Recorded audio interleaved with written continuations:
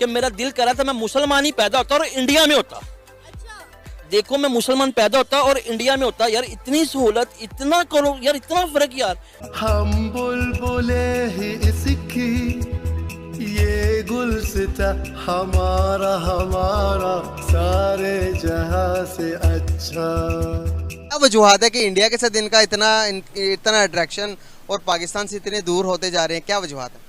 ये तो बहुत पुरानी रीत रिवाज चला आ रहा है कि जो भी इंसान गरीब को कोई नहीं पूछता, जैसे ही वो अपनी कामयाबी की तरफ बढ़ता है तो सारी दुनिया उसकी तरफ लपकना शुरू हो जाती है। कि पाकिस्तानी को वो ऐसे देखते हैं जैसे कोई गरीब है और इंडियन को ऐसा रिस्पांस देते हैं कि जैसे वो कोई किसी यूरोप कंट्री से आए हुए हैं। भारत पूरे वर्ल्ड में अपनी इतनी दबदबा रखता है कि अभी अगर वो किसी देश को बोल दे कि तुम्हें ये करना है तो उसको मजबूरन वही करना पड़ेगा। और दूसरी तरफ पाकिस्तान की ये हाल है कि इस्लामिक देश भी उसके पिछवाड़े पे लात मार के उसको भगा देते हैं कि तुम यहाँ पे मेरे कंट्री में आके भीख मांगते हो। आपने वीडियो के स्टार्टिंग में क्लिप में देखा होगा कि किस तरह से पाकिस्तानी लड़कियाँ भारत माता की जय और दुबई के शेख हिंदुस्तानी तिरंगे को लेकर भारतीय राष्ट्रगान गा रहे हैं। अभी के टाइम में भारत 5वीं सबसे बड़ी इकोनॉमी है वर्ल्ड में और इस बार अगर मोदी सरकार आती है, बीजेपी का टर्म आता है तो तीसरी सबसे बड़ी वर्ल्ड में अर्थव्यवस्था में बनने वाली है। और वही पाकिस्तान दिन ब दिन नीचे गिरता जाएगा और एक दिन भारत में विलय होने को मजबूरन तैयार हो जाएगा। फिलहाल देखिए आप इस वीडियो में करंडी रोना। क्या वजूहत है कि इंडिया के साथ इनका इतना अट्रैक्शन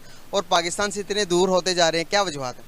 ये तो बहुत पुरानी रीत रिवाज चला आ रहा है कि जो भी इंसान गरीब को कोई नहीं पूछता, जैसे ही वो अपनी कामयाबी की तरफ बढ़ता है तो सारी दुनिया उसकी तरफ लपकना शुरू हो जाती है।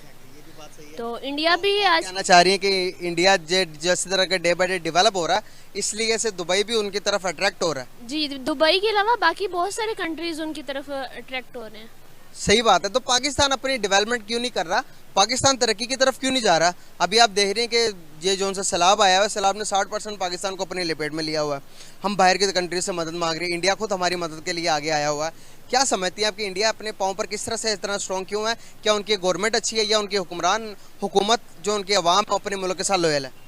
वाम भी अपने मुल्क के साथ लॉयल है और उनकी हुक्मरान जो है वो भी अच्छे हैं। यहाँ पे जो भी आता है हमारा हुक्मरान वो बस अपने बारे में सोचता है और यहाँ पे जो इंसान है वो भी अपने बारे में ही सोचते हैं। आसपास क्या हो रहा है वो कहते हैं हमारा कोई इनमें अमल दखल नहीं है। रमज़ान की बात है, मैंने खुद 3-4 ऐसे पाकिस्तानी देखे हैं जो उधर भीख मांग रहे थे दुबई में। जी, I can claim you this. 3-4 पाकिस्तानी जो उधर भीख मांग रहे थे। अब आप किसी भी कंट्री में जाएंगे as a tourist, you don't have any rights to do any sort of business, right? आप वहाँ से लोकली बैठ के उसी मुल्क से पैसा नहीं कमा सकते as long as you don't have a business visa, correct? आप विजिट वीज़ा पर उधर जाते हैं, वहाँ पर जाके आप भीख मांगते हैं। एक पूरी गैंग जाती है 60 लोगों की और वो 14 मिलियन दिरहम्स ट्रांसफ़र करते हैं पाकिस्तान में। अब एक विजिटर 14 मिलियन दिरहम विजिट वीज़ा पर जाकर पाकिस्तान में ट्रांसफ़र कर रहा है तो ज़ाहिर फ़िशी होंगे वो। अब इन्होंने ये किया था रेमिटेंस के थ्रू ना, अंसारी एक्सचेंज वगैरह के थ्रू। तो वो जब इन्होंने ये काम किया तो उनकी पुलिस बड़ी ज़्यादा एक्टिव होगी। अब आपने ये चीज़ देखी होगी कि recently it's been like 3 months और सो, इनकी visa policies A to Z, एक आधी नहीं या सिर्फ पाकिस्तानियों के लिए नहीं, A to Z सारी चेंज हो गई। उसकी वजह वो जब ये हरकत हुई तो पुलिस ने नोटिस किया और ये बात करती करती पार्लियामेंट तक गई। पाकिस्तान वाला तो निज़ाम है ही नहीं कि बात उधर ही दब जाएगी। तो वहाँ तक जब बात गई तो उन्होंने अपनी पॉलिसी को रिफाइन किया। So now they came up with a new policy, and the new policy there are over 10 sort of different visas when it comes to Pakistani. अब आप imagine करें कि दुबई का airport is one of the biggest airport in the world, right? So there are over 200 nationalities coming in and out from that airport. 199 को कोई नहीं रोक रहा, आपको उधर रोक के आपकी जेब चेक करेंगे, do you have 7,000 dirhams in your pocket or no? 5,000. Yeah, but like 5 to 7,000. You हाँ, तो वो 5 से 7,000 आपको कैश में दिखाना है। तो 199 कंट्रीज़ के पासपोर्ट जो हैं वो कुछ नहीं कर रहे। आप उधर जाके उन्हें बता रहे हो कि भाई मेरे पास पैसे हैं, मैं इधर मांगने नहीं आया। 9 करोड़ से ज़्यादा जो आबादी है, जो खुद को पाकिस्तानी कहते हैं, इस मुल्क के बशिंदे, लेकिन उनके पास खाने को सर रोटी तक नहीं है।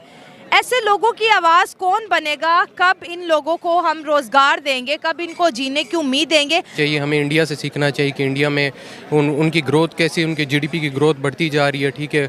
पूरी दुनिया से इन्वेस्टमेंट आ रही है वहाँ पे। पाकिस्तान को भी अपनी कंट्री के अंदर ईज़ लानी चाहिए कि ताकि बाहर से इन्वेस्टमेंट आए और इन्फ्लेशन कम हो, हमारी एक्सपोर्ट बढ़े। अगर इंडिया किसी फॉरेन फॉर्म पे जाता है और वो बात करता है तो दुनिया उसको सुनती है और मानती है। सर, उनकी पावर या उनकी क़यादत में इतना दम कैसे है कि अमेरिका जैसी बड़ी ताकत भी उन्हें नहीं रोक पाती।